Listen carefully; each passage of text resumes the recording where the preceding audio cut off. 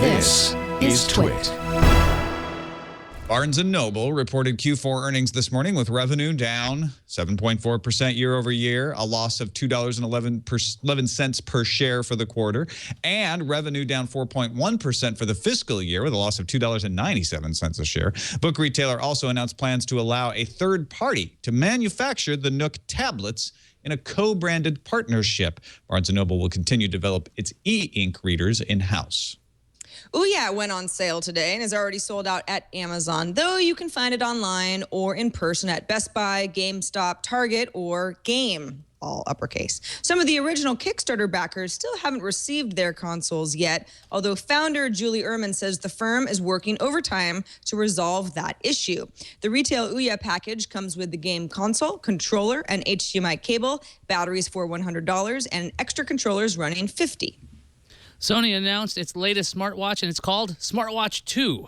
It has a 1.6-inch screen with a resolution of 220 by 176. It's water-resistant and now includes NFC to help the Smartwatch 2 pair with any Android phone. Sony also overhauled its watch UI, which is Android-like but not full Android. The device will launch in September, but there's no info on price. The original Sony smartwatch retailed for about $150. Nikkei reports Microsoft has reached a deal with Japan's K-Lab to develop Android and iOS versions of Microsoft's first-party PC and Xbox games. The plan would reportedly launch with a free-to-play variant of Age of Empires by the end of fiscal year 2013. BlackBerry just launched its Secure Workspace app so that organizations can manage and secure Google and Apple devices through BlackBerry Enterprise Services, or BES 10.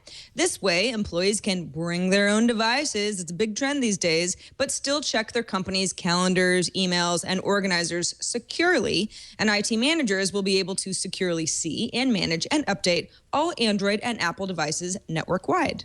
Meanwhile, at the European Court of Justice, the Advocate General has told Google that it should not have to delete sensitive information from its search results. The court said the search engines like Google are not responsible for personal data appearing on web pages they process. The court's statements come after a man complained about search results detailing an auction notice on his home. My home's for auction? We'll get our first release of Windows 8.1 preview this week at Build. The conference is going on in San Francisco, but copies of Windows Server 2012 R2 have already begun to circulate with some hints of what we'll see later this week from the client version. As expected, the Start button is back, and there is an option to boot straight into the desktop. Additionally, users can right-click on the restored Start button and shut down or restart Windows, and the ability to disable the hot corners that brings up charms has been added. Samsung and the European Union's European Commission, which regulates corporate competition, are in early talks to settle an investigation into the company's use of mobile patents, sources tell Reuters. The Commission has some qualms with Samsung over its use of standard essential patents in its lawsuits against Apple across the EU, though Samsung agreed it would license them on fair and reasonable terms to any and all companies that requested their use. If a settlement is reached, Samsung may not face any fines at all, but if the company decides to fight back, it could end up with $17.3 billion in fines. Roger Waters, David Gilmour, and Nick Basin of Pink Floyd wrote a USA Today editorial Sunday accusing Pandora's Tim Westergren of deceit for emailing artists to support new internet radio regulations while not mentioning it would mean an 85% drop in royalty payments.